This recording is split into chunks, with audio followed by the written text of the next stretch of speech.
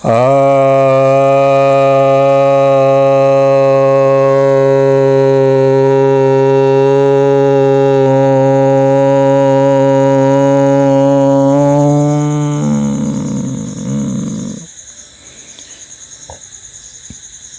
भक्तजनों को सप्रेम नमन। भक्तों, आज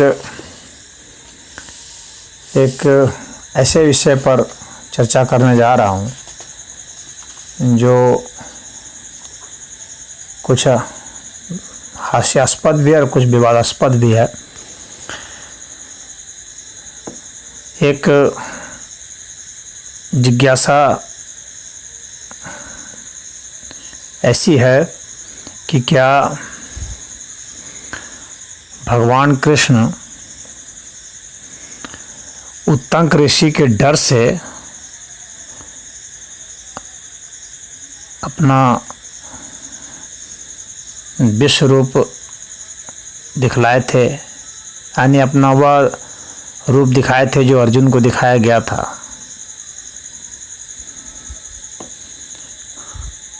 तो क्या ऐसा संभव है? तो पहली बात तो मैं बता दूं कि ये जो प्रसंग जो महाभारत का है और जो बातें हैं उत्तंक ऋषि के विषय में, भगवान ने उन्हें दर्शन दिया था, उन्हें अध्यात्म तत्व का उपदेश भी दिया था और विश्वरूप दर्शन भी दिया था, परंतु वह उनके भय से नहीं दिया था जैसा कि आरोप लगाया जा रहा है। यह ठीक है कि महाभारत के इस प्रसंग में यह लिखा हुआ है कि उत्तंक ऋषि ने कहा भगवान कृष्ण को कि सामर्थ्य होते हुए भी आपने कौरव और पांडवों के युद्ध को नहीं रोका, जबकि आप रोक सकते थे। तो इस कारण मैं आपको शाप दूंगा।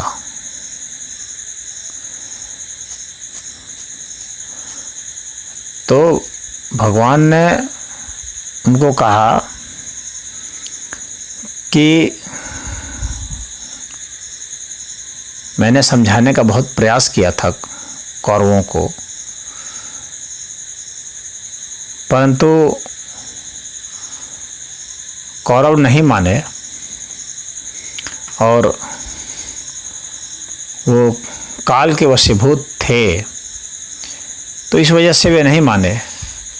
जब व्यक्ति कोई काल के वशीभूत होता है तो कोई कितना भी समझाए वो नहीं समझता है। तो मैंने भी समझाने का प्रयास किया परंतु वे नहीं समझे, तो अंत में मृत्यु को प्राप्त हुए वे। और इसके लिए जो है आपको ज़्यादा खेद नहीं करना चाहिए। और जहाँ तक मुझे साथ देने की बात है तो आप अपना तपोबल व्यर्थ ही नष्ट करेंगे। भगवान ने यहाँ तक भी कह दिया कि कोई ऐसा नहीं है कि जो मैं ना चाहूँ और जो साप के बल से मुझे प्रभावित कर दे। आप अपना तपोबल नष्ट न करें, क्योंकि आपने बहुत कष्ट सह करके इन्हें हासिल किया है, आपने बहुत गुरु की सेवा की है, तो आपने बहुत स्वाध्याय किया है, अध्ययन किया है, तो इतना तप आपने किया है, तो उसको आप मुझ पर झूठा दोष लगा करके उसे नष्ट करना चाहते हैं तो क्या फ़ायदा होगा आपको। तो फिर उन्होंने कहा कि मैं आपको तत्व दर्शन की बात सुनाता हूँ, उसके बाद फिर आपकी जैसी इच्छा होगी तो आप वैसा कीजिएगा। तो भगवान ने तब उन्हें तत्व दर्शन के उपदेश दिए, तो वे प्रभावित हुए। उन्होंने कहा कि ठीक है, साप नहीं दूंगा मैं, लेकिन आप जो है मुझे अपना विश्व रूप दिखलाइए जो कि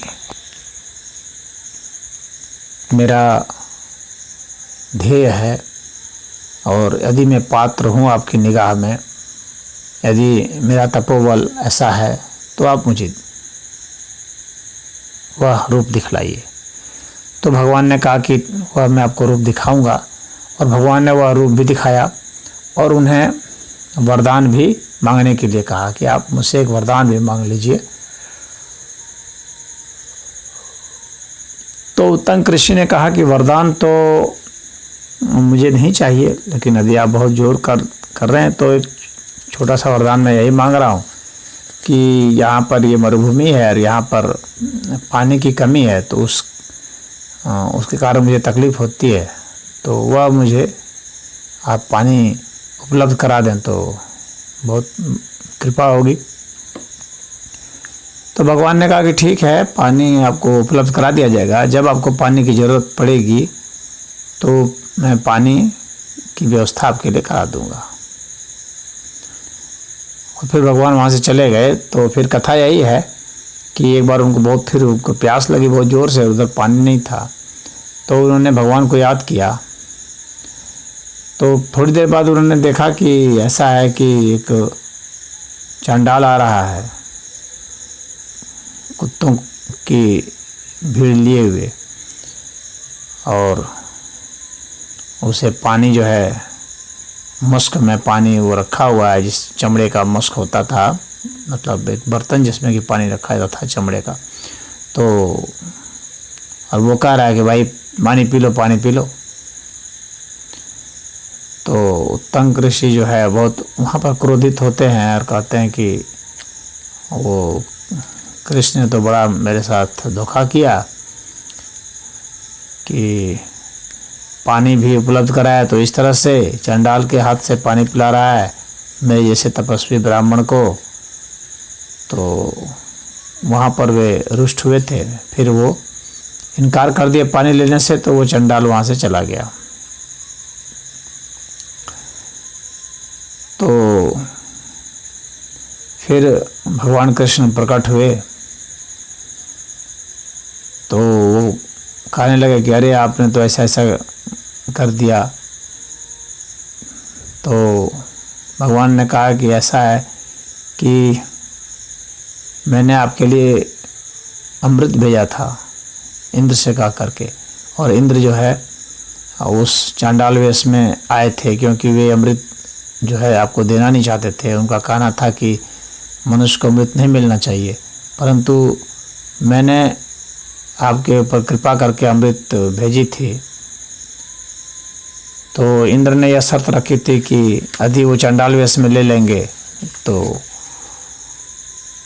मैं दे दूंगा, और नहीं लेंगे तो फिर बात ही अलग है।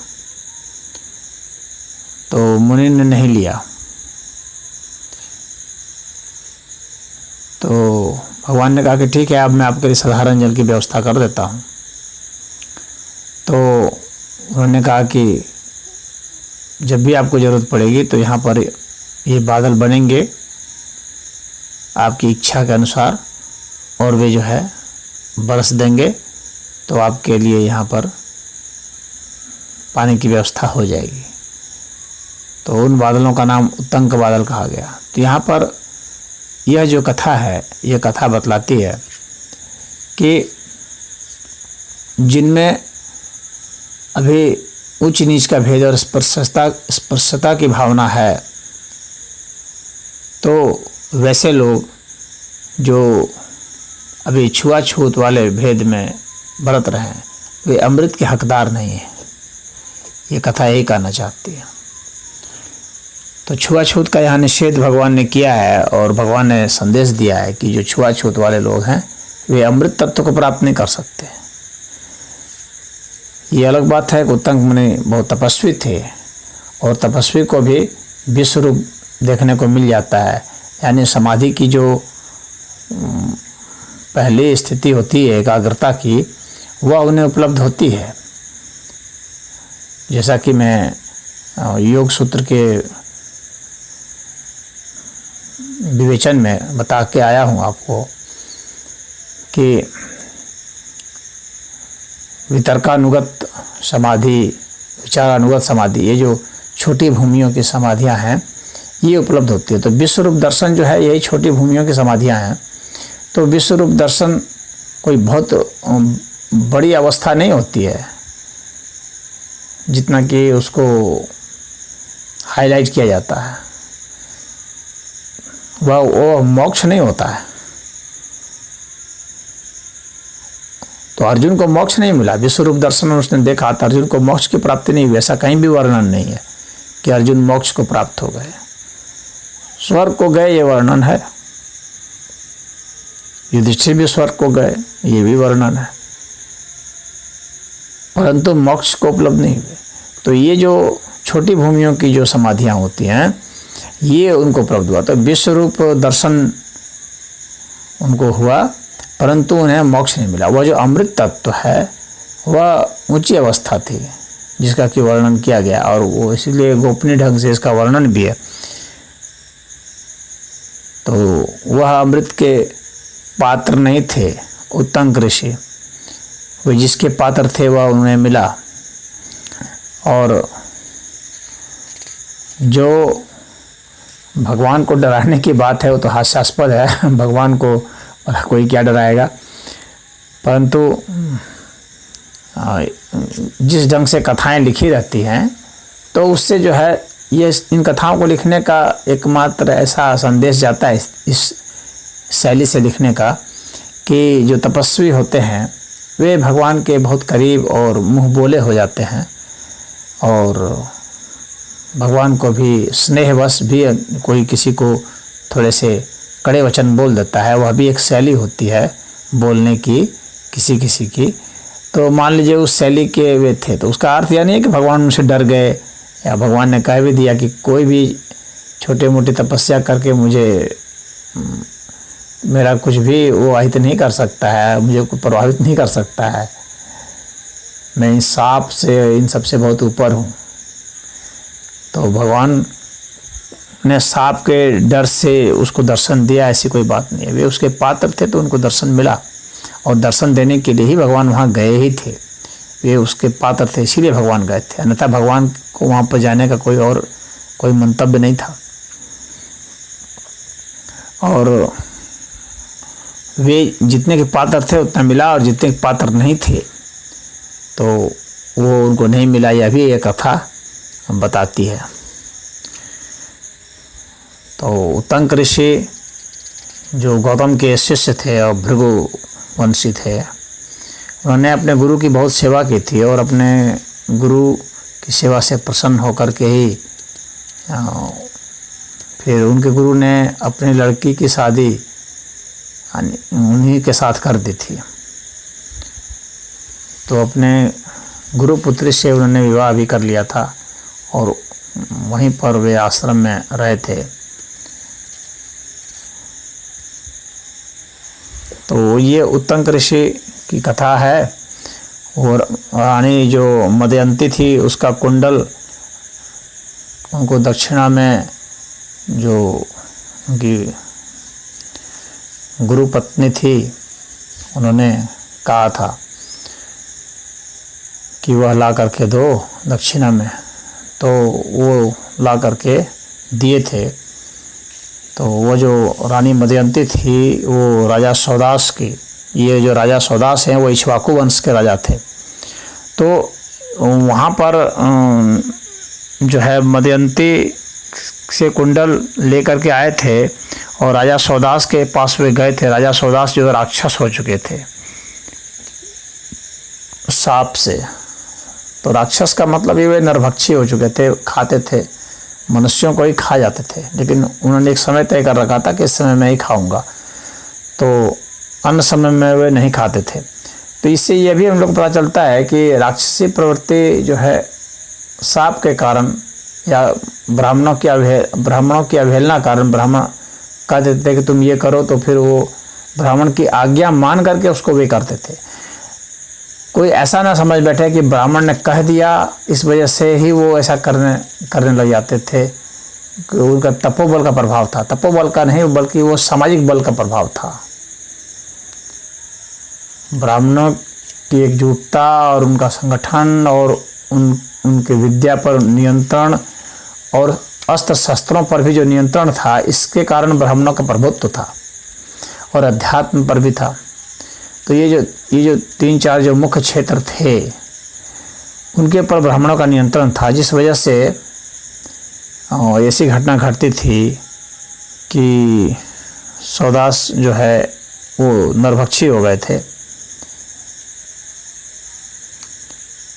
तो उनसे जो है उनकी पत्नी से यानी रानी मदयंती से लेकर के वो कुंडल ला करके अपनी गुरु पत्नी को दिया दक्षिणा में उत्तंक ऋषि ने।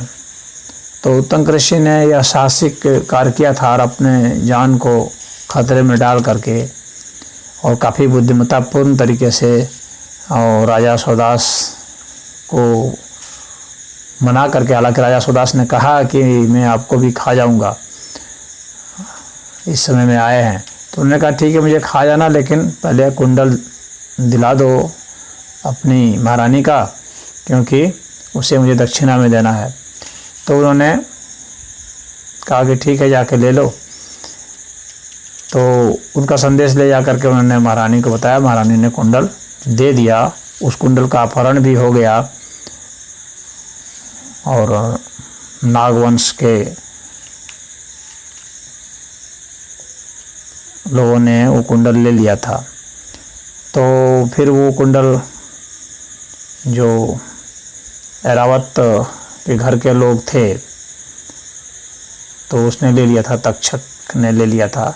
तो फिर वहाँ से वो कुंडल उनको मिला और वह ला करके उन्होंने दिया।